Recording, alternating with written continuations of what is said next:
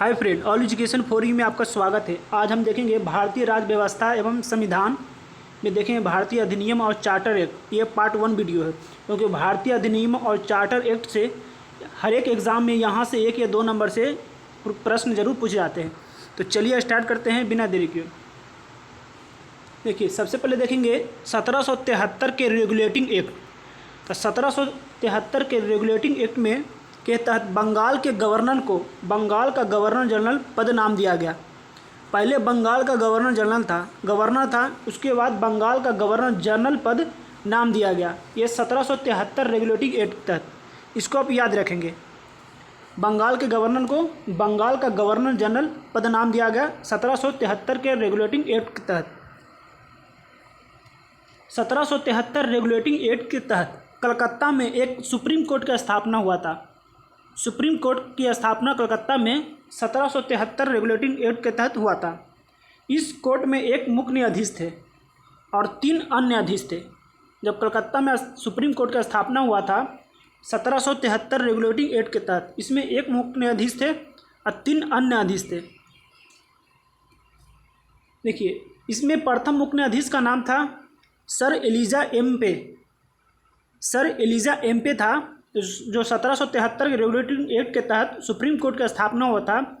उसमें एक मुख्य न्यायाधीश थे सर एलिजा एम्पे और अन्य न्यायाधीश थे चैम्बर, लिमेंस्टर और हाइड थे। ये 3 अन्य न्यायाधीश थे, चैम्बर, लिमेंस्टर और हाइड थे, और एक मुख्य न्यायाधीश थे सर एलिजा एम्पे। तो इसको आप याद रखेंगे। प्रथम गवर्नर जनरल वारन हेस्टिंग्स थे। प्रथम गवर्नर जनरल की बात किया जाए तो वारन हेस्टिंग्स थे, इसको आप याद रखेंगे। उसके बाद आता है Pitt's India Act 1784। Pitt's India Act 1784 में पीस इंडिया एक्ट को एक्ट ऑफ सेटलमेंट के नाम से भी जाना जाता है। एक्ट ऑफ सेटलमेंट के नाम से भी जाना जाता है पीस इंडिया एक्ट 1784 को। तो इसको आप याद रखेंगे। देखिए, पीस इंडिया एक्ट 1784 था। इस एक्ट के द्वारा देव शासन व्यवस्था का आरंभ किया गया। देव शासन व्यवस्था का आरंभ किया गया पीस इंडिया एक्ट 1784 के तहत। तो इसको आप याद रखेंगे। देव शासन व्यवस्था का आरंभ किया गया 1784 पीस इंडिया एक्ट के तहत। उसके बाद आता 1813 चार्टर एक्ट। तो 1813 चार्टर एक्ट के तहत भारतीय व्यापार का एकाधिकार को समाप्त कर दिया गया। 1800 चार्टर एक्ट के तहत कंपनी के भारतीय व्यापार के एकाधिकार को समाप्त कर दिया गया 1813 के चार्टर एक्ट के तहत। तो इसको भी याद रखेंगे। नेक्स्ट 1833 के चार्टर एक्ट, ये भी बहुत इंपॉर्टेंट है। 1833 का चार्टर एक्ट। 1833 का चार्टर एक्ट के तहत कंपनी के व्यापारिक एकाधिकार पूर्णतः समाप्त कर दिया गया। 1833 के चार्टर एक्ट के तहत कंपनी के व्यापारिक एकाधिकार पूर्णतः समाप्त कर दिया गया। 1833 चार्टर एक्ट के तहत देश में एक केंद्रीय शासन प्रणाली की शुरुआत हुआ था। केंद्रीय शासन प्रणाली की शुरुआत 1833 के चार्टर एक्ट में किया गया था। इसको अब याद रखेंगे, केंद्रीय शासन प्रणाली की शुरुआत हुआ था। 1833 चार्टर एक्ट के द्वारा बंगाल के गवर्नर जनरल को संपूर्ण भारत का गवर्नर जनरल बना दिया गया। देखिए, 1773 के रेगुलेटिंग एक्ट में बोला गया था कि बंगाल के गवर्नर को बंगाल का गवर्नर जनरल बना दिया गया था, लेकिन 1833 में बंगाल के गवर्नर जनरल को हटाकर संपूर्ण भारत का गवर्नर जनरल बना दिया गया। ये भी एग्ज़ाम में हमेशा क्वेश्चन बनते हैं कि बंगाल के गवर्नर जनरल को संपूर्ण भारत का गवर्नर जनरल किस चार्टर एक्ट के तहत बनाया गया था। तो 1833 चार्टर एक्ट के तहत। तो इसको भी याद रखेंगे। 1853 चार्टर एक्ट।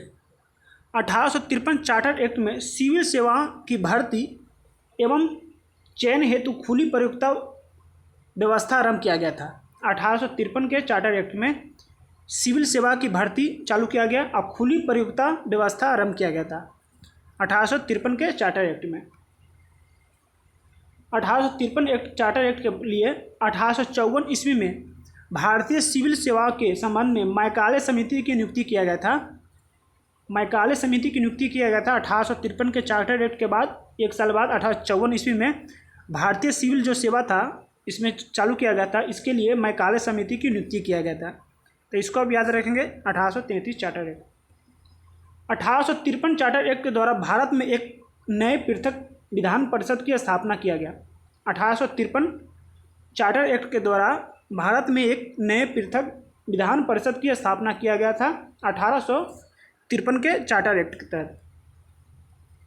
अब 1858 का अधिनियम देखेंगे। 1858 के अधिनियम के अंतर्गत भारत के शासन के लिए कंपनी के हाथों से सम्राट को स्थानांतरित कर दिया गया।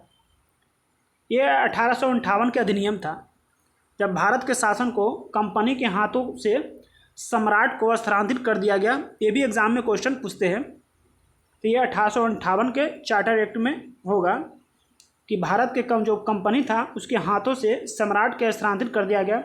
भारत का शासन इंग्लैंड के सम्राट के नाम से किया जाने लगा। ये 1858 के अधिनियम में हुआ था। 1858 के अधिनियम में एक नए पद भारत के राज सचिव के सृजन किया गया। ये कब किया गया? तो 1858 के अधिनियम में भारत के राज्य सचिव के सृजन किया गया, जिसे व्यवसाय कहते हैं। 1861 के भारत परिषद अधिनियम। तो 1861 के भारत परिषद अधिनियम में, इस अधिनियम में व्यवसाय को अध्यादेश जारी करने के लिए अधिकार दिया गया। जो 1861 का भारतीय परिषद अधिनियम था, इसमें व्यवस्था को अध्यादेश जारी करने के लिए अधिकार दिया गया व्यवसाय को। इसको अब याद रखेंगे। 1861 अधिनियम में अध्यादेश जारी करने का अधिकार दिया गया 1861 के भारत परिषद अधिनियम में। देखिए, लॉर्ड कैनिंग ने 3 भारतीय बनारस के राजा, पटियाला के राजा सर दिनकर राव को विधान परिषद में मनोनीत किया गया। तो इसको आप याद रखेंगे। अब 1869 का अधिनियम। 1869 के अधिनियम में, इस अधिनियम के द्वारा गवर्नर जनरल को विदेश में रहने वाले भारतीय के संबंध में कानून बनाने का अधिकार दिया गया। जो विदेश में रहने वाले भारतीय के, उसके ऊपर कानून बना दिया गया। ये 1869 के अधिनियम के तहत। तो इसको अभी याद रखेंगे। 1869 अधिनियम ये भी इम्पोर्टेंट है। विदेश में रहने वालों के लिए, भारत के लिए के संबंध में कानून बनाने का अधिकार दिया गया है 1869 के अधिनियम के तहत। तो आज के लिए इतना ही था। अगर वीडियो पसंद आए तो लाइक करें, सब्सक्राइब करें। तब तक के लिए धन्यवाद।